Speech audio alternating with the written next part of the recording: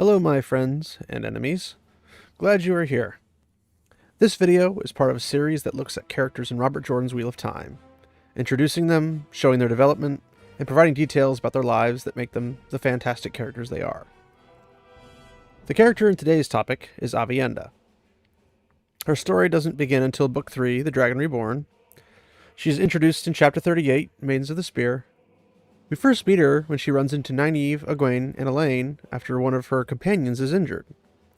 Ultimately, Nynaeve and the girls oblige, and they heal her companion. During this encounter, Egwene looks at Aviendha and says in her mind, "She looks like Rand's cousin." Rand is previously described as pale, with red hair, gray eyes, and tall. Later, Aviendha is described as having a flat face and expression, but when she smiles, letting down her grim expression, she is actually quite lovely. Throughout the series, Aviendha grows into the position of a wise one, though this is against her wishes initially. She was assigned to teach Rand Aiel ways, and at first it is unknown why she dislikes the task. Later it becomes clear that she loves him but didn't want to. Once she comes to terms with her love for him, her relationship with Rand grows in leaps and bounds, though she is determined to go into it as an equal. This desire pushes her development and drives her growth with the One Power. For anyone arguing that there was no description of Aviendha's skin color, or any Aiel for that matter, or if they reference her dark hands and face, here are direct quotes from the books. In the mid-afternoon, he finally spotted a figure climbing the mountain, scrambling up wearily. Aviendha. Matt had been right. She was bare as she was born, and showing some effects of the sun, too. Aiel or not, it was only her hands and face that were sun-darkened, and the rest of her looked decidedly red. The Shadow Rising, Chapter 34. She stood in one smooth motion, surprisingly pale where the sun had not touched her, slender and hard-muscled, yet with roundness and softness that haunted his dreams. The Fires of Heaven, Chapter 52. Robert Jordan, in an interview back in '96, made the Aiel look Irish because he thought it was kind of funny. He didn't like the fact that hardened desert warriors are always described as looking a certain way, so he used the opposite description.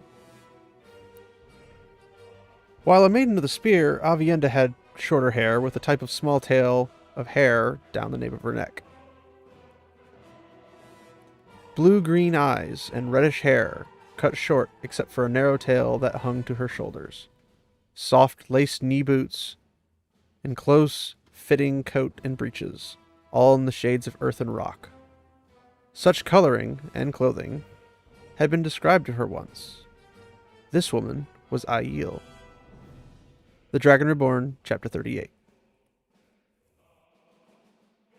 When becoming an apprentice to a wise one, she has the small tail cut and begins to grow her hair out. This cutting symbolizes the end of her time as a spear sister, and the growing of the hair is a sign of maturity to grow for her people. She is willing to do whatever is needed to preserve her people. The cultural significance is what makes Aviendha a fascinating character.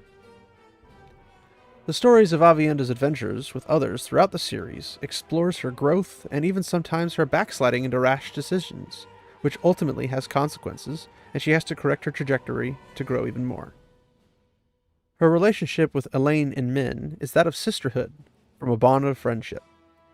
But even closer than that is that of sister wives, which is an Aiel cultural phenomenon.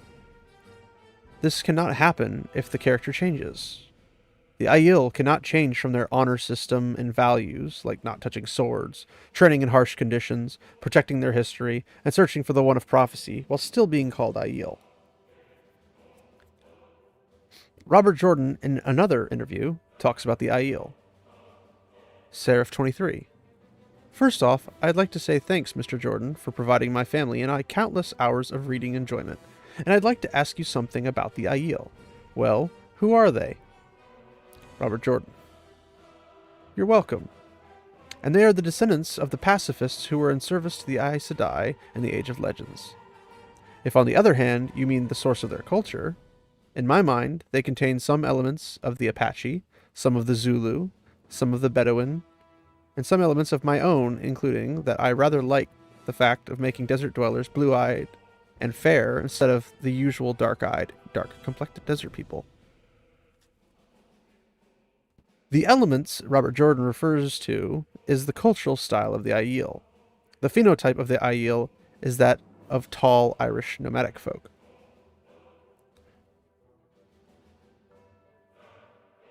It was his artistic expression that found its way into the Wheel of Time universe. The difference in this artistic expression and just writing anything for any reason was that it makes sense in this universe he created. It is consistent and logical to use the cultures the way he does for the benefit of the story. The small pieces of story are excellent details that fit together like a puzzle, explaining the world around you, the reader. To change this would not only be disrespectful of the author and his work, but also make the world less immersive and consistent when adapted by amateur writers who believe they know better than the original author. That being said, thanks for watching this video. Look out for more videos explaining more of the series' content and what could have been changed to make it better than it was. Likely, there will be more information on things only touched on in this video, so stay tuned. Walk in the light, my friends.